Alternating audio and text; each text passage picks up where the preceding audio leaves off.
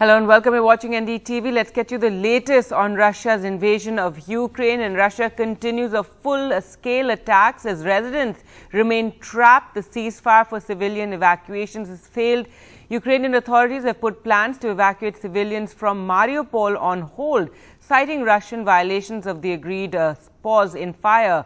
President Vladimir Putin has said on Saturday that Western sanctions on Russia were akin to a declaration of war and warned that any attempt to impose a no-fly zone in Ukraine would be tantamount to entering the conflict. The Ukrainian president tweeted that he had another conversation with the U.S. President Joe Biden, that the agenda included issues of security and financial support, that the agenda also included the continuation of sanctions against Russia.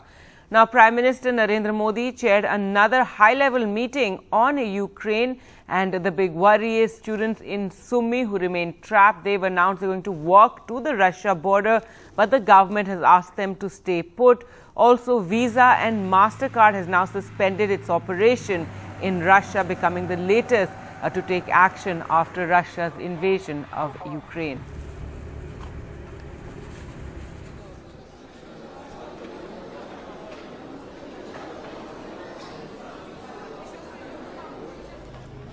So the planned mass evacuation of civilians from Mariupol was aborted as Russia continued shelling the key southern city. People hoping to escape were forced back to their shelters after the planned ceasefire failed to materialize, and Moscow and Kiev traded blame over the failure of plans to impose the brief ceasefire.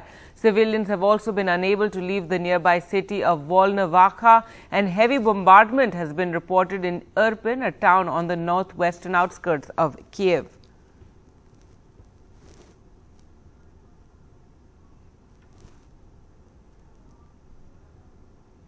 О 11:45 Російська Федерація почала обстріл міста Волновахи з важкого озброєння. Як ви знаєте, з 9 годин ранку 5 березня у нас була попередня домовленість про те, що ми створимо два гуманітарних коридори – Волноваха і Маріуполь. Я констатую той факт, що Росія порушила домовленості, навіть за посередництва Червоного Хреста не дотрималась взятих на себе зобов'язань і обстрілює місто Волноваха.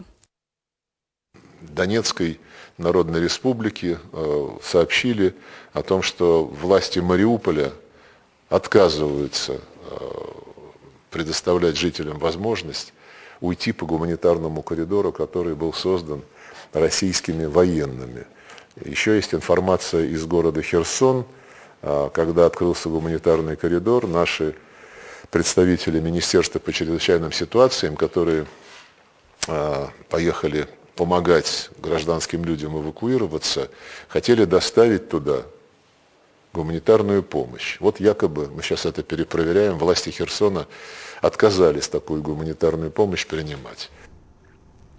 Now, President Vladimir Putin said on Saturday that Western sanctions on Russia were akin to a declaration of war and warned that any attempt to impose a no-fly zone in Ukraine would be tantamount to entering the conflict. His comments came after Ukrainian President Zelensky hit out at NATO countries for not declaring a no-fly zone over Ukraine.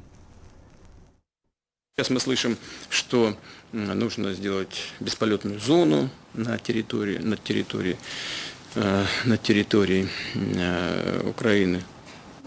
Сделать это невозможно на самой территории Украины. Можно только с территории каких-то соседних государств.